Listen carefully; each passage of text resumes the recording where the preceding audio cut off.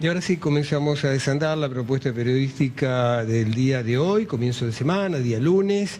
Decíamos, estamos justo hoy, 16 de diciembre, justo en la mitad del 12º mes del año, y qué mejor que realizar un balance y también de lo que ha sido este primer año desde el punto de vista económico del gobierno nacional y que directo o indirectamente nos afecta en la economía diaria a todos nosotros. Está aquí en nuestros estudios, en nuestra casa, el contador Luis Laferrier. Luis, buenas tardes, gracias por venir. Buenas. Muchas gracias por invitarme también y por facilitarme charlar un poquito. Lamentablemente cuando yo llego no traigo noticias buenas, no es por culpa mía, es culpa de la realidad. Y bueno, un poco la función desde la Cátedra Abierta por un Mundo Nuevo, donde estamos trabajando para estudiar, debatir y elaborar propuestas de cambio.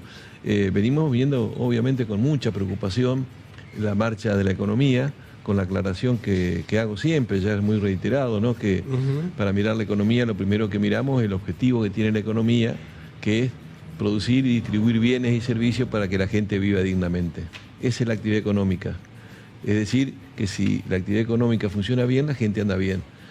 Por lo tanto, el parámetro que vamos a tomar no es ni que si hay o no déficit fiscal, que si hay o no aumento o caída del PBI, que si bien es cierto lo vamos a mencionar, pero lo que nos interesa en primer lugar es cómo vive la gente. Y los indicadores de calidad de vida de la gente tienen que ver con aquellos que están viviendo, por lo menos satisfaciendo en conjunto necesidades básicas. Y en ese sentido sí vemos con enorme preocupación los horrores que se han generado con el aumento de los niveles de pobreza, que ya vienen desde décadas anteriores sumándose, creciendo, pero que en este último año el crecimiento ha sido abrupto, ha sido enorme, ha sido inédito. Entonces hay una preocupación muy grande en esto de que la cantidad de gente que vive en la pobreza en la Argentina ha superado ya más la mitad de la población, está más cercano al 60%. Estamos hablando no de una familia que tiene privaciones, no de 10, de 100 o de 1000. Estamos hablando de varias decenas de millones de personas. Dentro de ellos hay un estamento, un segmento que ha crecido muchísimo dentro de los pobres, que son los que llaman los indigentes, aquellos que no le alcanza ni siquiera para comer, para alimentarse. Bueno, eso aumentó mucho, llega al 20% de la población. Son números tremendos, horroríficos, porque hay que estar en esa situación para darse cuenta, ¿no?, de lo que se vive. Y en general uno haciendo un balance en términos de sectores sociales, decimos la gran mayoría de la sociedad, pensando por lo que quedan desocupados, según estadísticas, hasta el mes de noviembre, más de 265.000 personas en lo que es el empleo registrado, han quedado desocupados. O sea, son 265.000 familias que de golpe se quedan sin ingreso. Sin ingreso. Luis, es verdad el tema de la pobreza en la Argentina, los números de los últimos años fueron subiendo mucho. También es verdad que muchos observadores o usinas de investigación coordinan que entre un 50 y un 60% de la pobreza es real. Ahora te pregunto desde el punto de vista de la economía práctica, de lo que nos afecta a todos nosotros, ¿ha descendido y mucho la inflación, teniendo en cuenta que en diciembre del año pasado llegó legalmente, al menos lo que se conoció, entre el 25 y casi el 30%, sí, y hoy estamos en un promedio del 2%? A pesar de eso, a todos nos preocupa que uno va al autoservicio y las cosas siguen subiendo, en menor medida, pero siempre suben, y que es un poco más que la inflación. En eso estamos de acuerdo. Lo que interesa saber, más que nada, es cuál es la capacidad adquisitiva y el poder de compra que tiene la gente. Si vos tenés un determinado nivel de ingresos que te alcanza justo para sobrevivir hasta fin de mes, ¿no es cierto?, y te achican de golpe un 50%, bueno, te quedás con el 50% menos de adquirir. Y después no te van a achicar otros 50, te achican un 20 y te quedás con menos. Bueno, ya en realidad la pérdida ha sido bestial y hoy se ha frenado, en cierta manera, primero porque esto generó una caída del consumo brutal en la Argentina, una fuerte caída del consumo. Consumo, inclusive caída en niveles inéditos en muchos rubros. Es verdad que bajó el consumo, Luis, pero leía días pasados que, de acuerdo a las estadísticas, en noviembre, por primera vez en lo que va del año, se repunta en la venta de los hipermercados. Claro. 2 puntos. Claro. En primer lugar, las estadísticas en generales no muestran la realidad concreta. Vamos a suponer, se dice que para este año va a caer el PBI, ¿sí? La muestra de la totalidad de los bienes y servicios que se generan en una economía, en un 3,5%. Bueno, yo te digo, ese 3,5% es más lo que esconde, lo que miente, que lo que muestra. ¿Por qué? Porque esos 265.000 más otro tanto de trabajadores informales, ese 500.000 de personas que se quedaron sin un ingreso, no perdieron 3%, perdieron 100%. Los jubilados no perdieron un 3%, perdieron un 30% de su ingreso. Frente a eso hay otros que ganaron muchísimo, muy poco, ganaron muchísimo. Entonces, en el promedio, pareciera no, en un 3,5%, claro, pero nosotros tenemos una estructura económica que es, además de estar muy concentrada, es muy desigual. La contracara de la estructura económica concentrada es una estructura social con muchas desigualdades. Y esto es lo que muestra, que hay sectores que ganaron. Ahora, ¿cómo se explica, por ejemplo, que de pronto nosotros tengamos una deuda externa, ¿sí?, que ha crecido en un año más de 100.000 millones? 100.000 millones.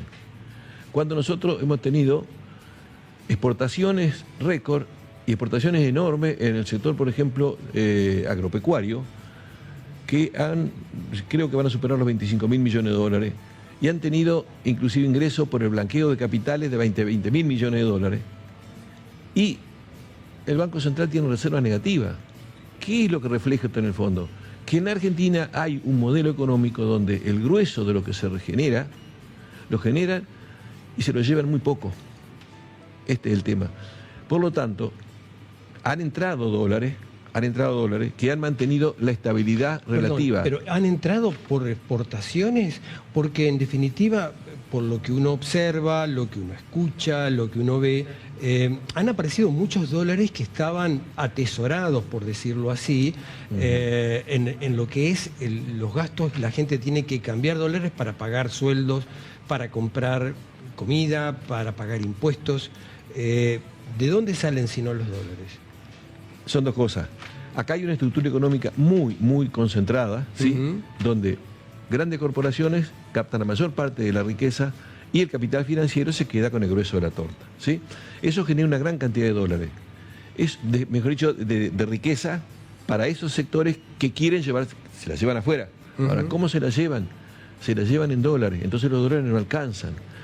¿Qué han hecho este año? Han hecho una política recesiva de ajustarse el cinturón, fundamentalmente sobre los sectores de menores recursos y sobre la clase media.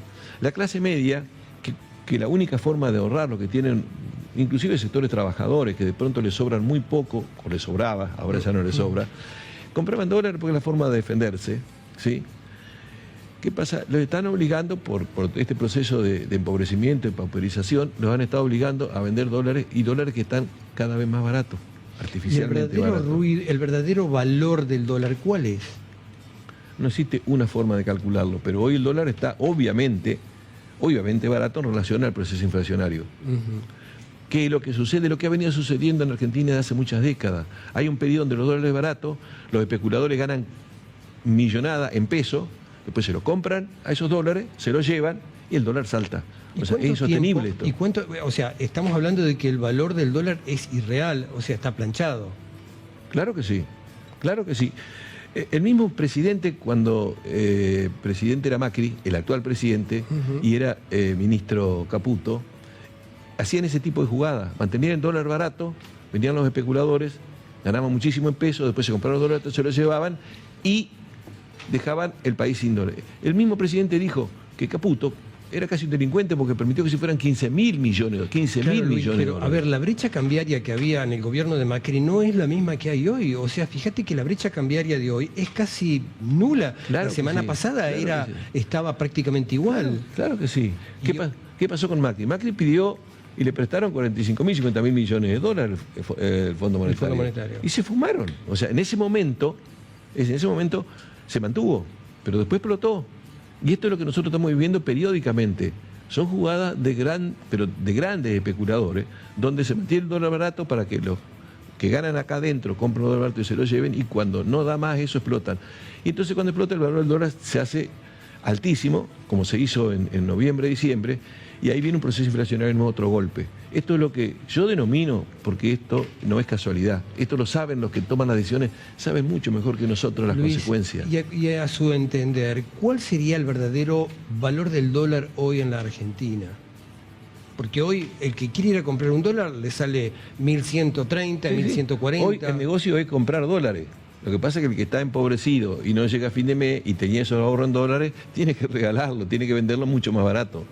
Cuando eso acabe, va a subir el dólar, lamentablemente, y lo van a encontrar. Bueno, pero ¿cuál sería entonces hoy el verdadero valor del dólar? No existe una forma de determinar, porque el dólar es una variable que depende de muchos factores, de decisiones políticas, de los grandes especuladores, del Fondo Monetario. Si el Fondo Monetario no le hubiera dado a Macri, le hubiera dado 45.000 millones de dólares para que se lo fugaran, Macri no duraba 2 días.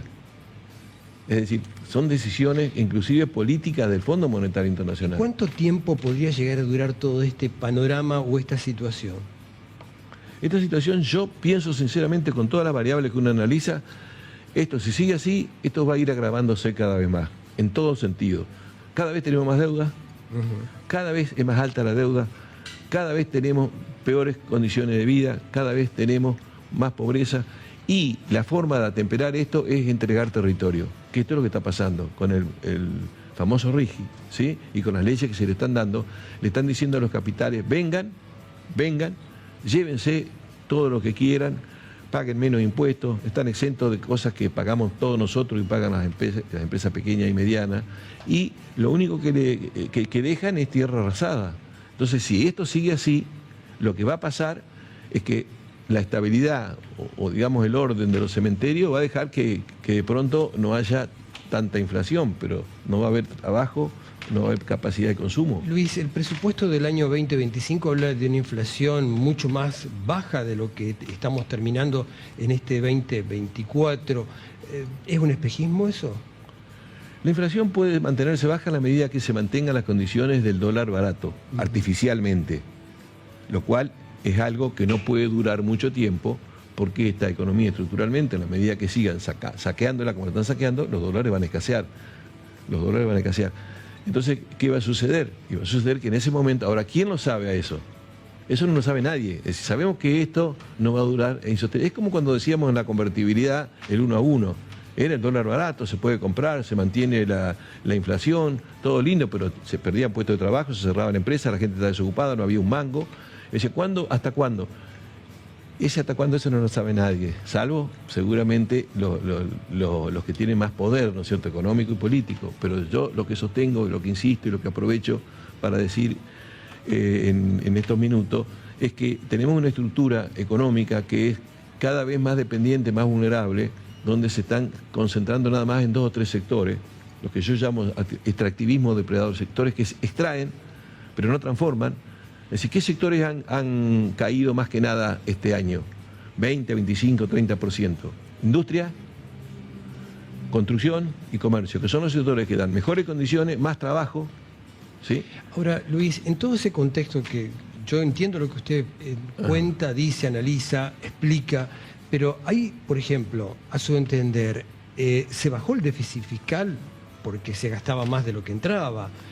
Ahora uno ve que el Estado se está achicando, ya sé, usted me va a decir, se despidió gente, se cerró, pero a ver, ¿se ha achicado el déficit? El déficit fiscal ha disminuido, pero no es el problema ni la forma en que debe resolverse. ¿Por qué? ¿Por qué hay déficit fiscal? Porque el Estado gastaba más de lo que ingresaba. ¿Por qué ingresa menos? Porque el Estado no le cobra a los que más ganan, entonces no tiene suficiente ingreso, y porque el Estado tuvo que acudir a, por lo menos, ocultar o mantener en reserva la masa de desocupados que deja este modelo. Entonces, ¿qué pasa? En este modelo, ¿quiénes crecen? La gran producción, digamos, de transgénicos con uso masivo de agrotóxico en el campo, que es muy concentrada, la minería a cielo abierto, el petróleo a través del fracking, es decir, sectores que están concentrados en muy poco y en grandes empresas. Esos son los que más han crecido. Eso no generan empleo. Entonces, como no generan empleo, el Estado cubre con ayudas sociales. ¿Quién paga eso? Los que más ganan, los que se están llevando el puesto del país, los de capitales especulativos, que sin hacer nada ganan mucho. No, lo pagan los sectores medios y de bajo ingreso, aunque no tengan un peso. ¿Cómo? Con el consumo. Y los sectores más ricos no pagan. En los países desarrollados, ¿sí? Desarrollados entre comillas, como se les llama, los países centrales, la carga tributaria sobre el PBI alcanza un 40%. Acá está apenas por encima de un 25%. ¿Qué quiere decir, y te cierro con eso, qué quiere decir con eso? Que los sectores más ricos y que más nos saquean no pagan impuestos, se benefician con una estructura tributaria que deja que tenga que pagar un impuesto a los más chicos. La última, días pasados el presidente dijo que aspiraba a que sacara una cantidad de impuestos y que queden 5 a nivel nacional. ¿Eso es posible en un país como Argentina? El problema de los impuestos, te vuelvo a reiterar, es que en la medida que siga este tipo de estructura, donde los que más pagan son los que menos ganan y menos tienen, siempre va a haber dificultades para mantener esto. Y si bien es cierto que bajó el déficit, ¿sí? Prácticamente se eliminó, lo que bajó el déficit fue por un achicamiento del gasto de los jubilados fundamentalmente y de lo que le pasa a las provincias. ¿Y a las provincias qué le pasaban? Para cubrir el gasto de transporte en parte, para cubrir en parte compensar a los docentes. Es decir, se afectó a los docentes, se afectó a los jubilados, al transporte de la gran mayoría, se afectó a todo eso. ¿Para qué? Para aumentar el pago a los usureros por una deuda externa fraudulenta que nunca recibió el pueblo, que la pagamos más de 10 veces y cada vez debemos más. Esa lógica, si sigue, no va a dejar 50 o 60% de pobres, va a dejar 90% de pobres. ¿Por qué? Porque el modelo no lo decimos los argentinos, lo dicen de afuera. ¿Y qué dicen los de afuera? Los recursos a nivel mundial son cada vez más escasos y les pertenecen a ellos seguramente, ellos lo que piensan. Por lo tanto, las políticas que hay que aplicar es que la gente consuma menos, ¿sí? Y que dejen menos recursos para llevárselo. Este es el modelo. Si no lo entendemos, vamos a creer pasivamente de que nos van a solucionar los problemas y obviamente que estamos lejos de que el Fondo Monetario, los usureros o los grandes especuladores internacionales se preocupen por los problemas de los argentinos, si no nos preocupamos nosotros. Luis, gracias por venir, las puertas siempre están abiertas. No, muchas gracias a vos, al contrario. El contador Luis Lafont